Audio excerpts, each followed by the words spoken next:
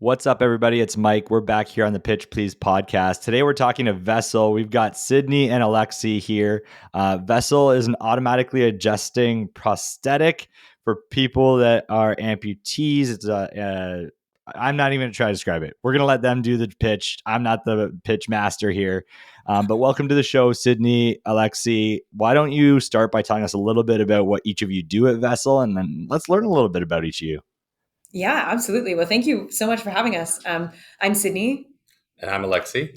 and I'm the CEO and co-founder of Vessl. And so my role is really anything business related. So I'm really in charge of the fundraising side of things, engaging with our customers and our end users, and just try to get as much feedback as possible about the business and our product as well. So that's really my focus.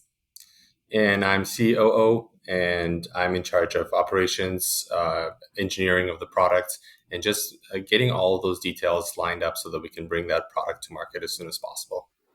All right, business and engineering. I love it. Tell us a little bit about your background, because obviously when we talk about this product, it's very specific. So at some Yeah, point, I'm going to want to know how we got here. But maybe tell us a little bit about your background and life before what got you here at Vessl. yeah, sounds great. Do you want to lead? Absolutely. So it's really funny. The roles that we have now Yeah. are actually the flipped roles of based on our education. So I'm a clinical anatomist by training. So I did biomedical sciences at the University of Guelph, and then I came to Western to do my master's and then my PhD in the Department of Anatomy and Cell Biology. It wasn't super related to what we're doing now, but it created the foundations for what we're doing now. So my master's was in clinical anatomy, so I learned all of that functional anatomy basics that really helps us understand the core problem really well. And then I did my PhD in simulation based training in neuroradiology. And so it was a little bit removed, but the way that I got to where we are now and how I'm at Sydney is that I was always very interested in entrepreneurship, very interested in business. There were some opportunities at Western for me to take some business courses through the Ivy School of Business. And then eventually that led me to do a medical innovation fellowship at Western University, where Sydney and I had met. So I'll give Sydney a chance to talk about her background as well, up to the point where we met at the fellowship. Sounds great. So yeah, as Alexi said, kind of funny. My background is in engineering, and so I did my undergrad in mechanical engineering at Queen's University, and quickly learned that engines did not turn my crank. I didn't find them very interesting at all. So I specialized in biomechanics instead. I've always found the human body fascinating, and the reason that prosthetics is so interesting to me is because it's augmenting how the human body moves, which we have not been able to crack that code yet. But I think that the work that's being done in prosthetics and related fields is starting to get really close. So I was always interested in prosthetics. I continued on and did my master's in biomedical engineering at Western, and then decided to join the fellowship. Same as Alexi, was interested in entrepreneurship, didn't actually know if it was going to be for me. But once we started working on this problem, I just couldn't get enough. It's a very worthwhile cause to work on, and a fantastic team that I have. So I'm very blessed to be here and very excited. Well, I love those learning journeys, and I feel suddenly very not smart with both of you on the call. It's like I was like, okay, I think I'm catching every third word and understanding sort of what those roles do.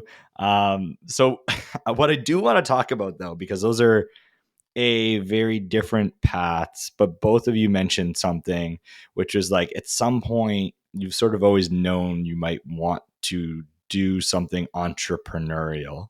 And I'm always like genuinely curious what stoked that or what sparked that and when that started. Did it start when you were in university, sometime sooner? What sort of like made you, when was that decision when you're like, yeah, you know what, I think I actually want to be an entrepreneur, I think I want to solve these problems, because it is not for everybody. So I'm always curious, what was like the moment or person or thing that inspired each of you?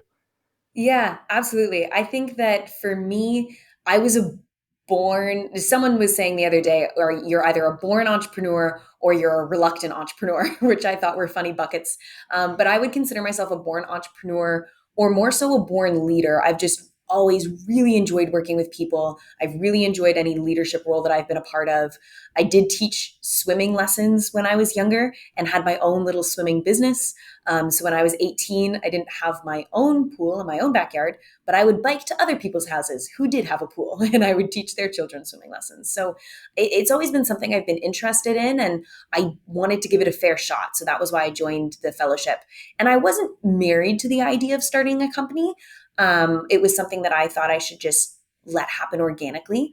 But when you find a problem that you really want to solve, not necessarily a solution that you're married to, but a problem that you think is really worthwhile, that was all it took for me to know I wanted to keep doing it. And I thought that we could lead the way. And growing up for me, I was always the guy that had a ton of different hobbies, and I loved taking things apart and understanding how things worked. So when I was really young, this is like forever ago, I started with building PCs. So I was building my computers, and I was really into tech, taking VCRs apart. And I've always kind of just like wanted to tinker and learn all the time. So I picked up hobbies and started brewing beer and doing all these things, and then started roasting coffee and making my own coffee roasters, and then got interested in, well, now they're really popular, like electric scooters and things like that. So I built my own electric skateboard and started soldering in my living room to make the battery packs for them that were high amperage. So I was just always doing stuff to try to innovate. But my biggest roadblock was that I was doing this on a very unsustainable hobby level, where I was just stoking my curiosity and just kind of engaging in the directions that my mind was going. And it wasn't until I started taking some of these business courses in the upper years of my PhD, and then going into the fellowship and meeting people like Sydney, where I realized how absolutely fundamental it is to creating a sustainable business to have that uh, counterpart in the foundations of the business who can bring some of those other skills. So a person like Sydney who can bring in the network, who can bring in the people with the right skills. So it no longer feels like a solo project where I feel like I have to learn everything and do everything only myself, which was the roadblock for me to kind of create things that would really sprout and scale. And so I always felt like my life was going in that direction, even though I was doing things that were kind of polar opposite on paper, which are kind of academia. But the burning fire was always there. So I'm really glad that I made the decisions that kind of lined me up with a person like Sydney, who is really just like a really great partner to be on this journey with. That's cool. Let's talk about that a bit, maybe. Where and how did you both meet? And let's hold a little bit of secret around the pitch and what Vessl does. But if you could talk a little bit about how you both met, what sort of started you down this journey of maybe starting to work on solving a problem together. Clearly, you both have skills and background and wanting to, work on building things, innovating things, leading people. But where and how did you meet, and what sort of started the relationship and journey towards building out Vessl? Yeah, that's an easy one. We met in the Medical Innovation Fellowship at Western University, and day one of the boot camp before it really begins, I think within the first 30 minutes, Alexi and I knew that we really enjoyed working together.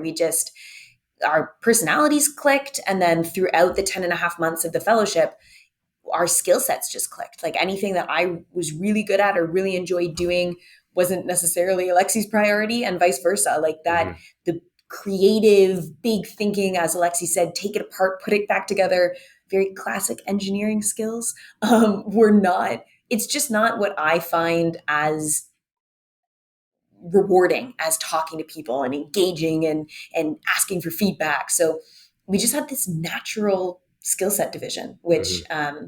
which I think was really helpful. And if I can add, I said our personalities meshed really well. And I think both of us are really focused on bettering ourselves as people. And that is a foundation as co-founders that you can't orchestrate that. Like that Mm-hmm. is so foundational, so core to the way that we approach problems and have big discussions, because lo and behold, when you're starting a company and everything's new, you do have some hard decisions you have to make. And I think that we've done a really good job of keeping that communication open. So I went on a bit of a tangent there, but that's No. how we met, and then why we enjoy working together. Absolutely. And I think a big part of that is, I mean, we've developed a lot of skill sets prior to meeting each other that became the foundations of how we communicate with each other. And a big part of that is vulnerability and trust with each other. And so we are very open about our shortcomings with each other. And that's where the support really comes in, where we can fill in the gaps. So that's just kind of to address that tangent a little bit. Yeah, it's been kind of like right off the bat. And to tell kind of my side of the story about when we met, we had this big group interview to get into the Medical Innovation Fellowship. And after the big group interview, we had to do these little projects in these subgroups to really make sure that the people that they're going to choose to get into this fellowship really mesh together really well, because it's such a big part of um, being able to work in this sometimes very vague space, right? Where a lot of issues come up and you don't have a clear direction where you need to go. And so out of that group interview, even though I wasn't paired up with Sydney during those subgrouping stages when we were applying, when she was presenting her group's findings, I was like, I like the way that that person thinks. So she was actually one of my recommendations when they did a questionnaire at the end, where I said, I think that person should get in because they clearly have the right characteristics of an entrepreneur.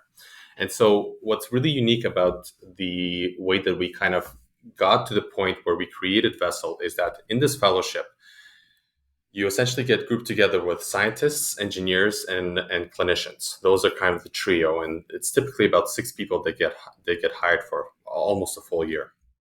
You get thrown around in different clinical scenarios. You just essentially observe clinical scenarios for about 2 months, advertising the program a little bit here, and then you start narrowing them down. You collect these clinical needs. We collected just over 200 clinical needs from all these observerships, and we've So looked at just things like sorry to interrupt. Just one quick. So all the needs are like these are all just like problem statements. People are just yes, throwing like anything that's a problem up yeah, until eventually you start to refine which one might stick and which one your team, I yes. guess, would like to address. Okay. Sorry. Yeah. Continue. I just And want to so make we sure I went clear through that this up. structured process where we were going through all these needs and looking at what is the team really passionate about? What do we have the background to try to solve? Things that are not too, sometimes you would have clinical needs like, oh, there needs to be better EMRs in different clinics. Well, like, good luck trying to solve that. That's a We huge don't need problem. any more EMRs. Yeah, yeah, exactly. So we went through this process, and so we were looking at things like ENT surgeries. We were looking at a bunch of different ortho surgeries, like spinal realignment devices.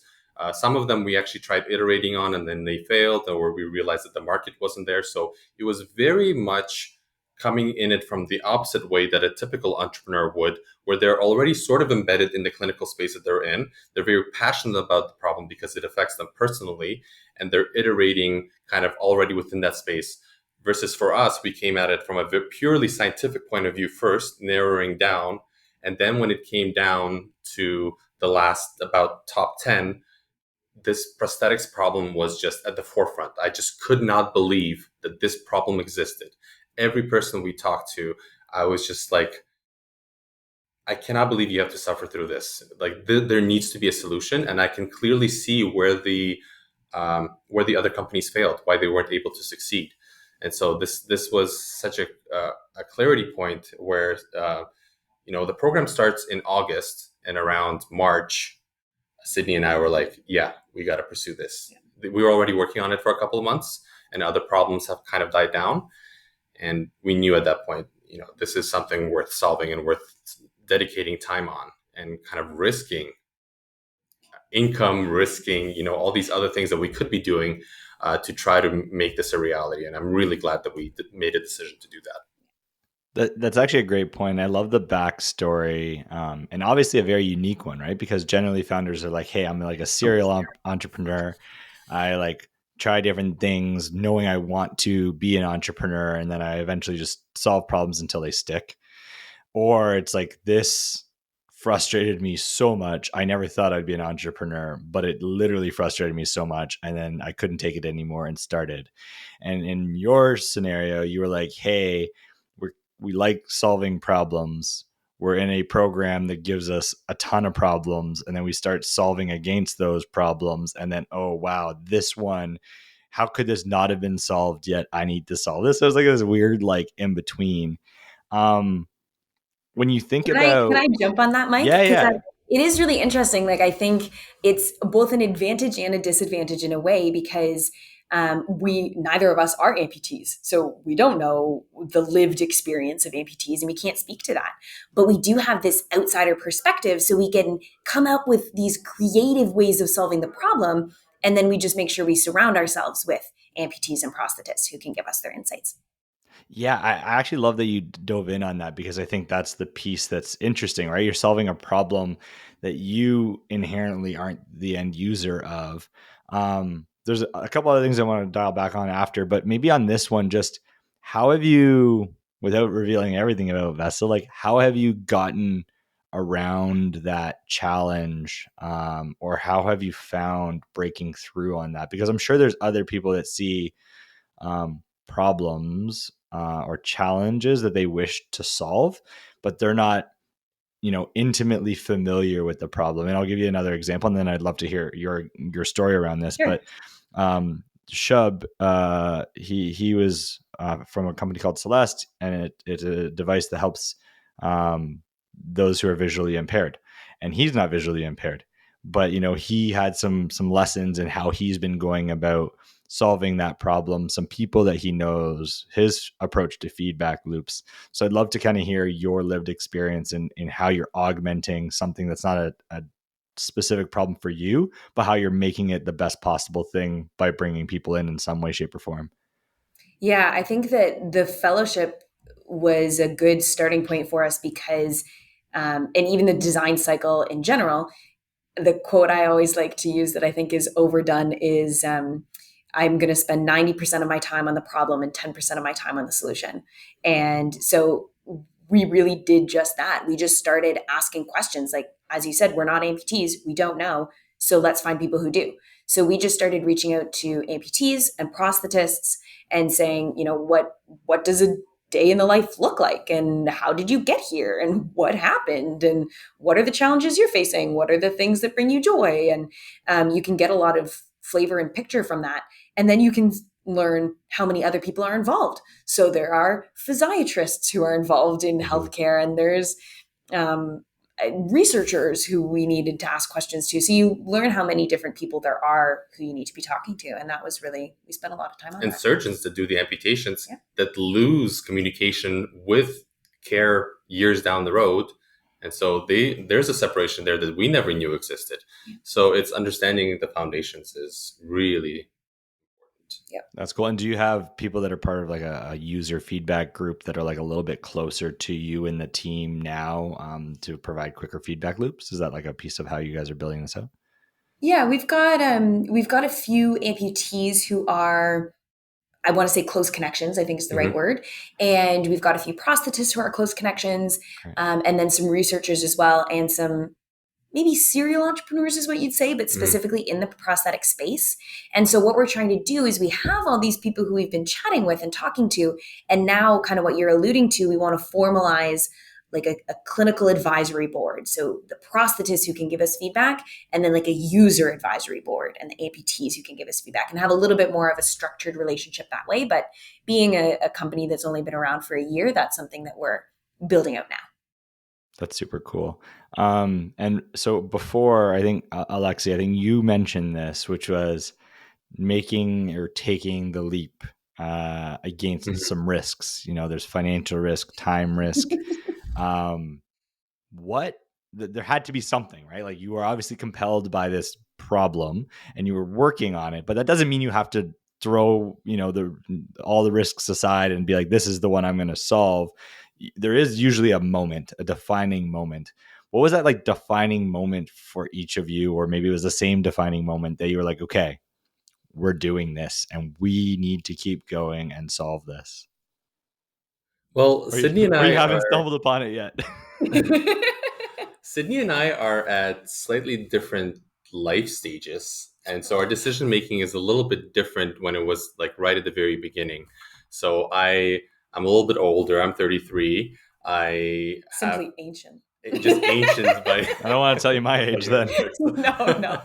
so I'm and teasing. I'm teasing. I have roots here in settled down now here in London, Ontario. I have a wife. I have two young kids, And so, you know, I've got a mortgage. It's just like all these things that are like really important things to consider. And when I was really mulling this over, you know, my wife Jenna, she was like giving me the permission, right? Because these are discussions that I have to have with her, and she's like you're seeing it, like you're seeing the vision. You got to jump ahead and try this. Like I've got your back, and that is so important that um, my family is willing to go on that risky journey with me because they see the purpose and they see the effect that it will have.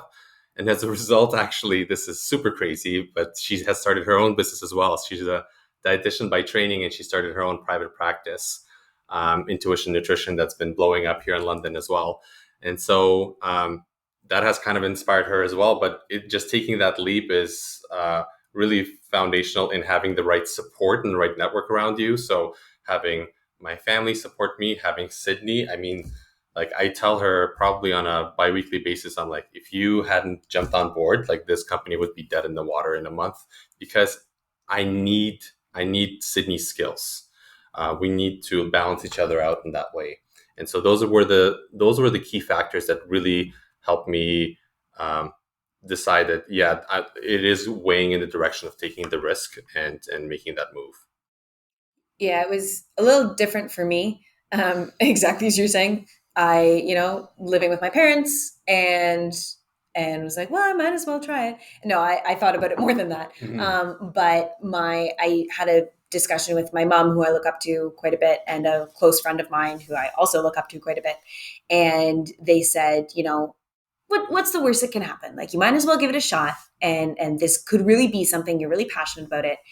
And if you were going to start the company with anyone, it would have been with Alexi. So the kind of the push for me from the universe, if you will, was that Alexi was the one who wanted to start it. I was like, well, if it's he who wants to start it, then I might as well give it a shot.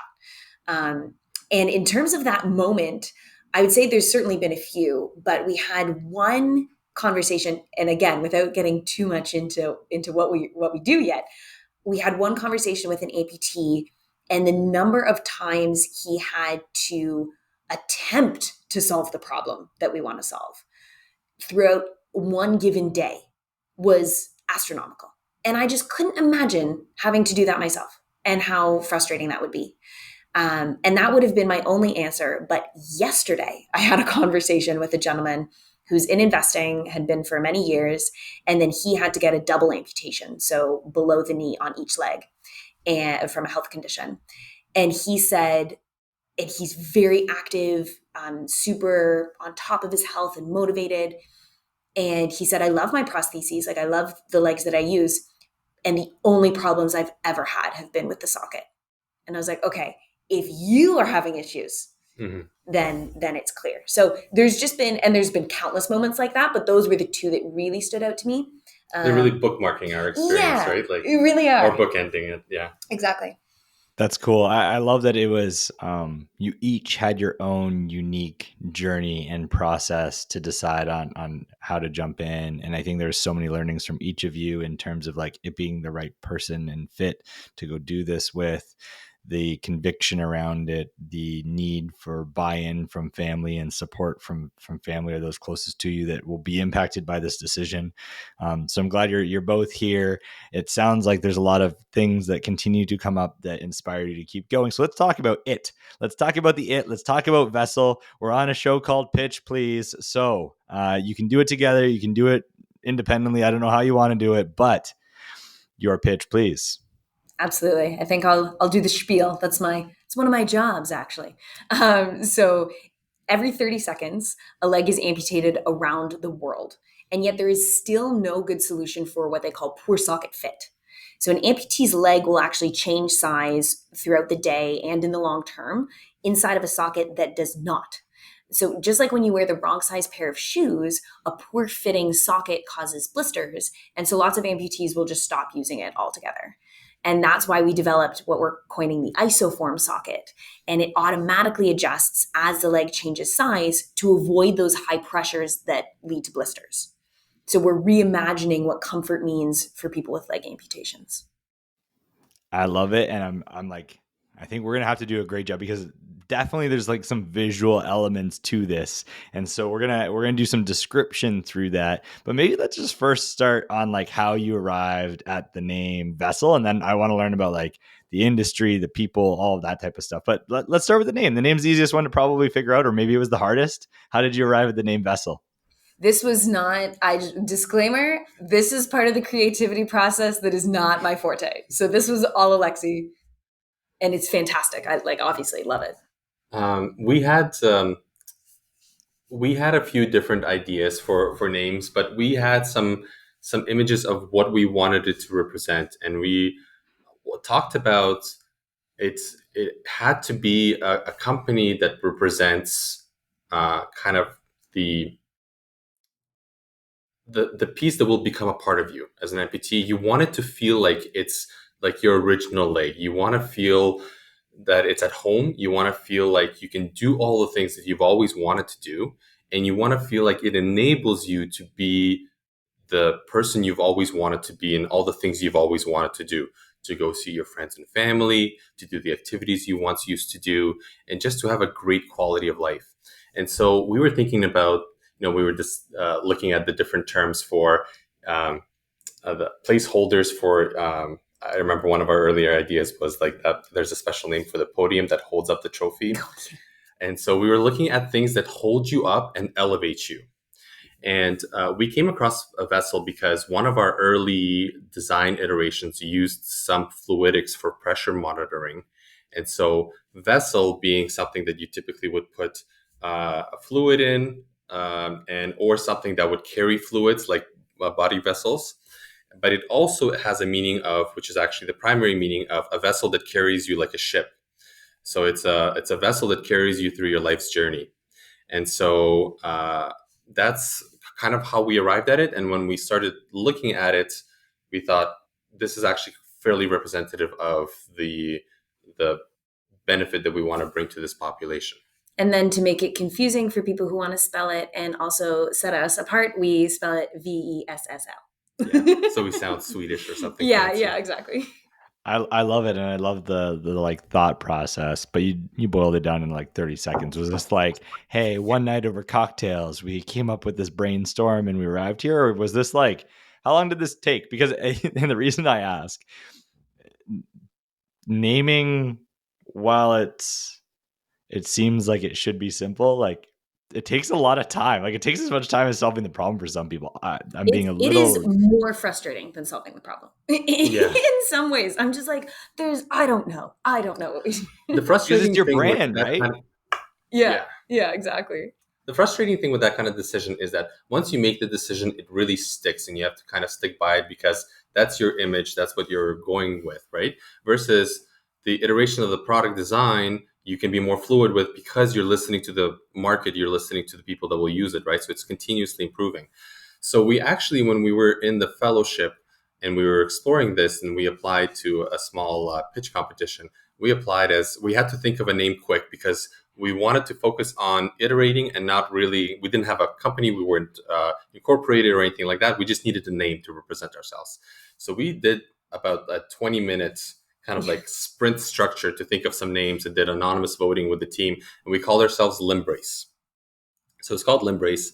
And then when we started thinking about starting the For what company, it's worth, Vessel's way better. Thank you. Yeah. Appreciate that. So there were a few issues with Limbrace. One, that Limbrace was a company, there was a company, I think, out of the Philippines or something like that, something overseas that was called Limbrace that was coming up in Google searches first. And it's also, the name of it is kind of, it's restrictive. It's, people don't associate braces with something that's comfortable and something that really enables you. It's something that's a bit more just structural or visual, depending on the application. So we knew that we had to create a brand that people would associate with and people would understand that, yeah, this is the brand that I want to align with, and this is the brand that will help me get to the place that I want to be. But coming up with Vessl, I don't actually think took us that long. It was, a few days, maybe a week total. Maybe a week, yeah. Coming up with isoform was a nightmare. That took us weeks. Yeah. Or it but felt like it just was like little points. Yeah. I mean, we I think we do a great job in making sure that we use our time really well. And so Yeah. these are the kinds of things where we would like table it and kind of let it simmer for a little bit. Yeah. But we wanted to make sure that we made the right decision, which I think we did with these names. We did. That's cool. Yeah, we weren't spending 24/7 working on names. We were building a product.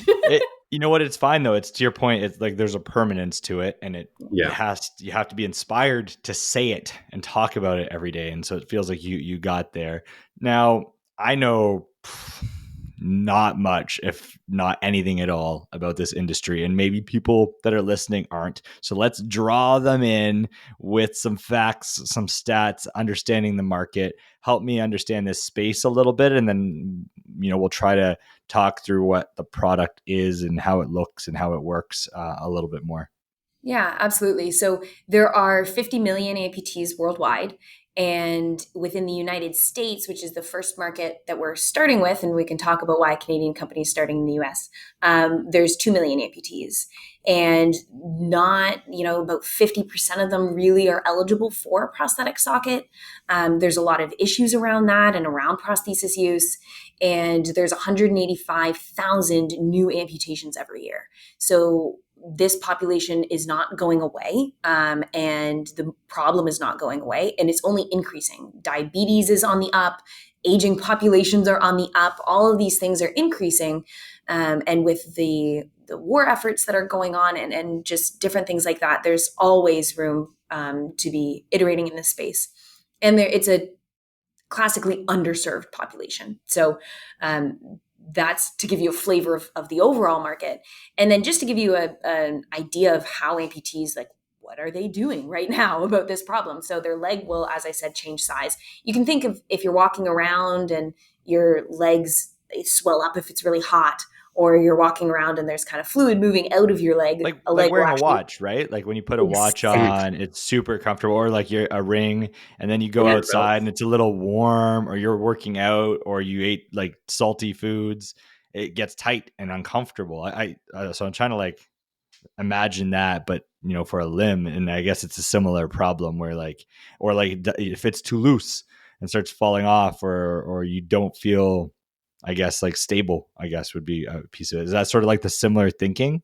Exactly like that. So a day in the life of the amputee, let's say they ate some pizza the night before, because who doesn't love good pizza, and all the sodium that goes into a pizza. So they wake up the next morning and their leg is swollen from all the sodium, and from lying down flat, a lot of fluid will pool in the bottom of what they call their residuum, which is just the leg that had been amputated. And so now they're all swollen. They get up. They can't even fit their leg into the socket to begin with, which is extremely frustrating. So now you get in your wheelchair, you make your coffee, and now some fluid has moved out of your leg, and you're up and you're at least moving a little bit. So some fluid moves out, and you can now fit it into the prosthesis. Great. Now you walk around, you drive to work. But because you're up and moving now, and the fluid is moving around your body, just like blood moves around your body, so do other fluids. Well, now your leg has shrunk again. So now you're wiggling around inside of that socket. So go walk in a mall for 2 hours in shoes that are too big, and you tell me what your feet look like at the end of that. And an amputee's residuum would look the same. So they can get blisters and things like that is what I mean. And so what you have to do is you take the leg off, the prosthetic leg off, and you put on a sock. And then you put the leg back on. So if you bought shoes that were too big and you took them off and you just layered some socks on to make your feet artificially bigger, that is how amputees are currently solving the problem. And they have to be cognitively aware. So they have to know, okay, I should add a sock or I should not add a sock based on where I'm feeling pressure in my leg. So they also need to be able to feel the pressure in their leg, which some of them can't. They have to have the dexterity to make those adjustments. They have to have the foresight to bring socks with them in a purse or a backpack or something, keep them in their car, bring them on their walks. So you can see how this spirals out of control and is just an extremely inconvenient way to manage what we call limb volume changes. That solution really sucks. Yeah, it does really suck. And so the first patient that we talked to... That's like a joke you would have made. Yeah. Really sucks. Yeah, like all other solutions suck. That's going to be your tagline. We should make that a tagline. We're stealing that. We'll give you credit though, Mike. It's all yours. It's all yours. Oh, thank you. So the first patient that we talked with was getting up in the morning, putting his socket on. He works on his feet at a factory. He would drive to work, and by the time that he wasn't even walking to work, he was driving to work. By the time that he got to work, he already had to layer a couple socks onto his leg. Like, take the socket off, put them on, get them on his leg, and then go to work. And that's just the first hour of the day, and they're doing this throughout the day. If you're wearing pants and you can't access it, it's a multitude of problems, and it's really um, it was really this big point of just like puzzlement for us when we came across this of why hasn't anyone really seriously iterated in this space, knowing that all these people are complaining about it. And the problem is that many have tried, but they have avoided some key points of what makes a business successful in a market like this. And some of them have approached it from a pure kind of research perspective and gone from there and avoided the business perspective. And so they weren't able to commercialize properly. Or others have gone at it from a tech perspective and made something that is over engineered that can hit the market and the margins are there, but no one can afford it. And so, or it's just they don't understand the patient very well, that the patients need something that you click it and it works. They don't need an app for it. They don't need 20 controls. They just need something that is preset, that works and adjusts. And that's the approach that we went at it with. We want this to be something that is, the fundamental pressure points are set by the prosthetist, so they're still intimately involved. But when the patient is using it, it's just one button on off a scenario where where it gets pressurized from their walking patterns when they're walking throughout the day. But it's not a bionic system, so it doesn't use any microchips. It doesn't use sensors, and so because of that, it's still very affordable and it's still reimbursable by major public insurance plans. And so we wanted to make sure that this accomplishes the functional goals, and at the same time, it can appeal to the mass market where people can really get their hands on this. And this is these are a combination of points that no one has tried to hit altogether. I love it. Now, one quick clarifying question, because you keep mentioning sort of the leg limb. Is your product specifically for amputees with a leg limb need, or is it for any type of amputee? Right now, we're focused on leg amputees. Okay. There's just based on the way that our product works, it really relies on that standing and walking motion to redistribute pressure around the leg and to allow for that expansion and contraction. So we are focused on leg amputees. Right now, we're focused on folks with below the knee amputations. There's more of them, so it makes it a good place to start. And they feel this problem really acutely because your shin bone is like right at the front of your skin. So you can imagine that rubbing inside a plastic bucket would really not feel so good. So focusing on them first, then moving to above the knee, and then pediatric specific as well. And then we have all kinds of other ideas for different products too. But yeah, definitely focused on leg right now. Got it. So maybe, did you have something to add to that, Alexi?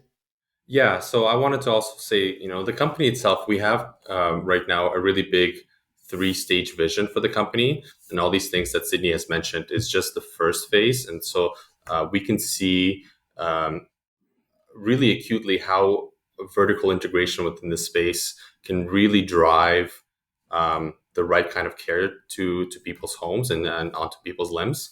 And so we do see a really big vision ahead for the company that goes beyond just that automatic socket. Got it. No, I totally appreciate that. And you have to start somewhere. One of the earlier podcasts I was recording today, actually, it was just like, here's where they'd like to be. And, there's the reality of where you need to start. You need to start in an area that's deeply embraced and you get really good at it. And then you can expand. If you try to solve all the problems at once, you'll likely fail or at least struggle in some regard. Now, one of the things that I'd love to try to do, I know it'll be maybe challenging. So you can use, for the video edition, you can use like some hands and some interpretive dance. But maybe if you can try to describe for anyone that's just listening as Mhm. well, how Vessl actually works and, how you're solving this problem.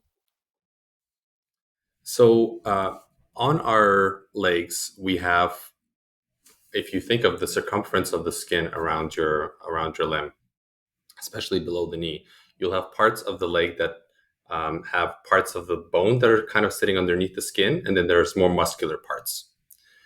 If you were going to take all of your weight and put it on the skin that's actually not made to for you to put all of your weight on it, you have to distribute the pressure as equally as possible along the areas that can take the pressure, so those muscular regions.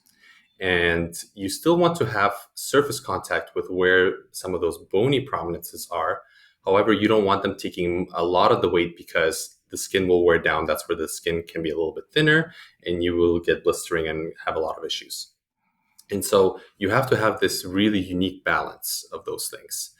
And so what we have are these panels that are essentially moving in and out. And the way that they move in and out is based on a pressure point that is set by the prosthetist, which is essentially the maximum amount of pressure that the panels should be applying based on research that's out there onto the skin itself. And so that pressure needs to be redistributed based on how much swelling and shrinking the muscles have. Now, the muscles will shrink and swell non-uniformly. So some of them have a bit more vasculature, some of them are a little bit bigger. And so the panels need to adjust independently and apply a little bit of that pressure until a set limit. Now, that energy has to come from somewhere to apply that pressure. And so what we have is we have this module that sits at the bottom of the socket that slowly gathers energy from the steps. And this module is using some clever mechanics to gather energy at the heel strike point. So when the person is walking and they're first having their heel strike and pressing onto the ground and taking little bits of energy every time that they step, but not so much that it's like a cushioned step. We don't want them to feel like their steps are assisted or augmented in any way. Or like you're stepping on a trampoline, like you don't want that feeling. Yeah, you're not stepping on a big spring. It's just very small amounts of energy that are slowly gathering throughout the day, and they're accumulating in these panels. And the big thing here is like that part is fairly straightforward to do. The big part here that is really important to have is to make sure they don't apply too much pressure onto the skin. And so we have these ways of limiting how much they're compressing and how much they're releasing based on the size of the limb itself. And this is done through mechanics. Got it. So if it were like a cup with 10 different sides that make up the circle, basically you're saying that there's energy that gets created in a mechanical way, and that energy gets released where basically different sides of the cup can come in a little bit and create that pressure, but as needed. So it's a little bit modular in that way. I'm trying to imagine it. Yeah. And if you want to imagine it on your leg as well, you can think right now, and you can almost like actuators is almost yeah, exactly. And the prosthetist can choose, where they want the panels or how big the panels should be and things like that. But you can think of kind of two panels on either side of your shin bone at the front, and then one bigger panel at the back at your calf muscle, and those are going to move at different rates. Amazing. And is it for below the knee amputations or above the knee amputations or either? Below the knee for right now, and then we'll move above the knee. Got it. And another important thing to mention as well is that this is not just some off-the-shelf bucket that is adjusting to your limb. These panels and these interfaces that are actually facing the skin are still custom molded. So there's a few different ways that we can go about this through traditional casting and carbon fiber lamination to create the perfect shape and then just have them be cut so that they're adjustable and moving, or 3D printed at a central fabrication facility so that it's perfectly molded from a 3D scan of the limb. So that I think is a really important piece for people to understand, is that this is not just some thing in a box that you buy and then it's just going to adjust to your limb. It's molded to your limb, and then it also is able to move up and down 15% up, 15% down in terms of volume accommodations, so that, every amputee is different. Their suture lines will be slightly different. Their anatomy might be a little bit different. Their shapes and sizes and activity levels are a little bit different. Some of amputees come from trauma, and so the anatomy will be a little bit different. And that's where that custom fit is still very, very important, even for an adjustable socket. It's a good maybe segue as you talk about this custom fit and the way you've approached the problem, because before you talked about the two polar opposites, like theoretical and research based, but avoiding commercialization. and then the other side of the spectrum, where there was like over engineered, is what we'll call it. Yes. How much does Vessl cost? If you're able to share, or if you're not, like where that is relative to the market today, because you did mention the fact that you're solving a problem and you're making it affordable. So I'd love to understand like where that sits. Is it about the same price, 10% more? You can give pricing and details. I don't know this space well, but whatever you're able to share. Absolutely. So we are actually discussing our pricing strategy now. So because we're still in the product development phase, we're not selling the socket yet. We're aiming to be selling by the end of 2024. And so it's certainly top of mind for us right now. The reimbursement for a socket is about $4,000. And prosthetists like to keep the costs of the socket itself to be around $1,200. So there's some room for us to play with that.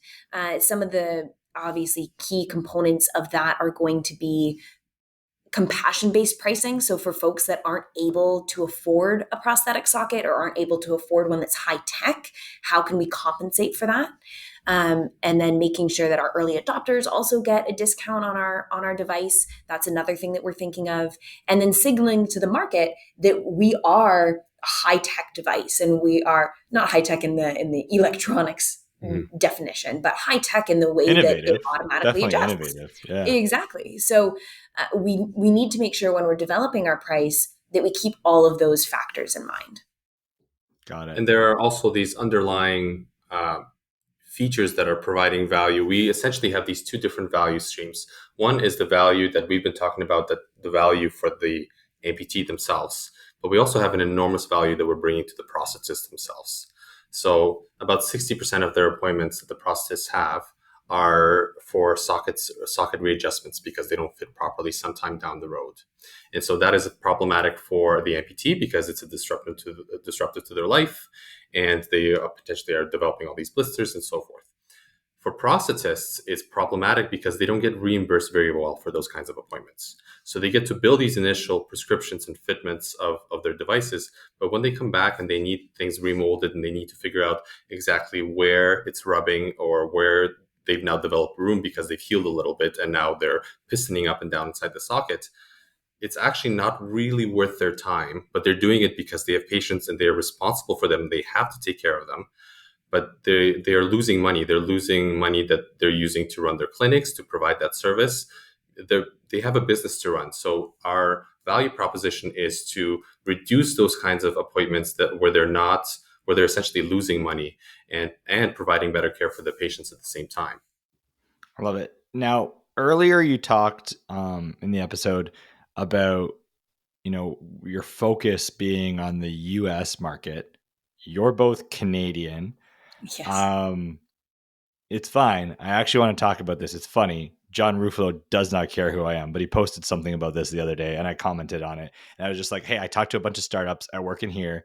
And like, there's some interesting things I'm noticing about Canadians who sometimes have the desire, despite all odds, to still stay in Canada, seeing market traction here in Canada. Also, I have, through my own experiences, learned there is amazing support for research in Canada. However, there's some challenges on funding and support to ever move out of research into commercialization. And so maybe those are two themes. Maybe it's something else. I would love your perspective on this and why you're making the decision that you're making around tackling the US market first, especially in the healthcare space, because I think that area, there's more profound gaps in the commercialization bit versus research bit. But I want to hear your perspective and your thoughts here. Yeah, no, that's a great point, and we've certainly seen both of those issues. There is less funding, and it's a little bit more risk averse in Canada versus the US. So it's an obvious one. And And hold on, then I don't want to interrupt too much, but because it's funny, because that was sort of how the John Ruffalo post went. And it yeah, wasn't risk averse necessarily from the people or the founders, I don't think. Mhm. His point was, because I was like, yeah, it seems like, Canadian entities are risk averse in how they decide to use their money on built in Canada. They want to see it proven somewhere else first. So it's the adoption that's risk averse, not the people. People No, are like, no. the people are risk takers and bold, but the way we deploy funds from Canadian entities procuring innovation seems to be where the Procuring gap is. procuring innovation or supporting innovation. So angel investors, VC groups, there are great ones coming out of Canada. There are great people in Canada who are investors, but the fact remains that the people in the US are just more able to take riskier deals. So you see earlier stage companies being supported a little bit more in the United States. But for us, as you mentioned with healthcare, there's kind of two pieces to that pie as well, or to that puzzle, however you want to say it. The first being reimbursement. So we all think, oh, Canada has free healthcare. That's great. And it is. And I love that. But each province has a different way of supporting amputees. And I'll speak to Ontario since that's where we live. They have the assistive devices program, and it will reimburse up to 75% of a prosthetic socket or a prosthetic leg. And the problem with that is that it's only for basic devices. So people who want an adjustable socket or a swimming leg or a running blade or all these other fancy quote unquote devices, but really devices that are for the better quality of life and the better health of the amputee, they don't get funded. And so it is really hard to pay for tens of thousands of dollars worth of prosthetic devices out of pocket.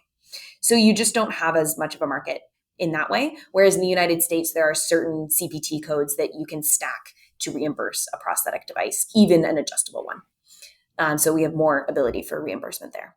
And then so you on got the like a other little side, bit of Just a to add better on to that, path. even with public insurance like Medicare, Medicaid, yep, not necessarily like fancy private insurance that some would have with like, certain jobs or certain careers. This is insurance plans that are available to most of the US market that are able to cover these quite well. Yeah, so just path to adoption and funding and procurement of the device from the individuals is a little bit more simple, I guess, exactly. and It's more favorable. straightforward and repeatable in the U.S. versus Canada. It is. And then the other factor is just population size. So Canada is just much smaller than the US. Got it. Are you going to be keeping your HQ here? That's what we're hoping to do. That's the plan. Got it. So maybe let's talk about, we've talked about the product, we've talked about the problem you're solving. You're on the cusp of starting to price this out, where you're at, you've moved into commercialization and people are able to buy this. What is sort of like the next 6 to 12 months have in store for Vessl?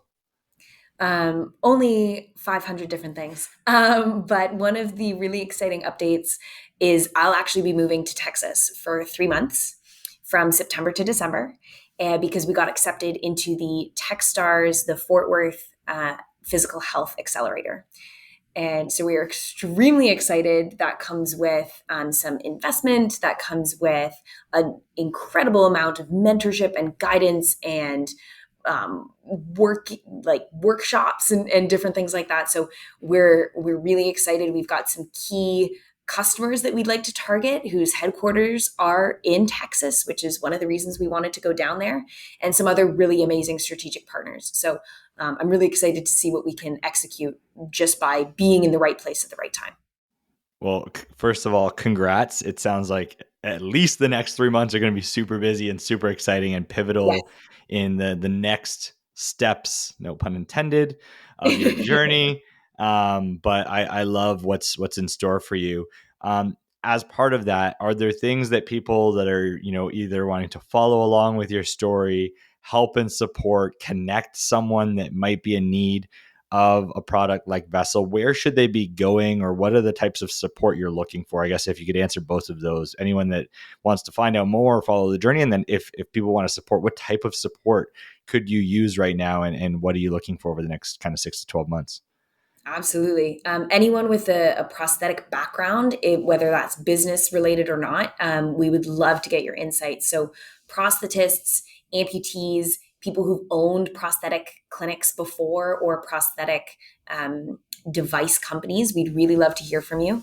And you can reach out in numerous ways, but our website is always a good bet. It's vesselpro.com. or you can find us on LinkedIn. We're fairly active there. And then you can also reach out to us via email. So that's either Sydney@vesselpro.com or Alexi@vesselpro.com. We also have Vessl.ca. So for all the Canadians, we've got a Canadian website, Vessl.ca, that you can hit up. Absolutely. But yeah, we'd love to hear from everyone. In terms of the kind of support, we just really want insights, opinions. We'd love to hear your story if you're an amputee or a prosthetist, and your relation to this issue. And then, of course, we're always looking for investors. So people who we can bring in early and have those conversations with, so that we can really start developing those relationships. I love it. So we'll make sure all of that's in the show notes and in the description so people can find it easy. I love the work you're doing. It sounds like you're at such a pivotal moment in the journey. You've both come and grown and invested so much time and energy in solving this very significant problem. So thank you for coming on the show to share it today. I'd love to even do like a regroup, maybe 6 months from now to check in, because it seems like there's a massive tide of change that's going to happen over the next 6 months. So I'd love to welcome you back. But thank you, Alexia and Sydney, for coming to the show today. Thank you, everybody who tuned in. I know we don't talk a lot about products. There's a lot of software. So today's product discussion was super interesting, especially us describing it for anyone that wasn't able to kind of watch the video, or even on the video, since we didn't physically have the product. But thanks again for tuning in to the Pitch Please podcast. Looking forward to catching you all on the next episode. Sydney, Alexi, thank you again for joining today. Thank you so much, Mike. It was a pleasure. Thanks for having us.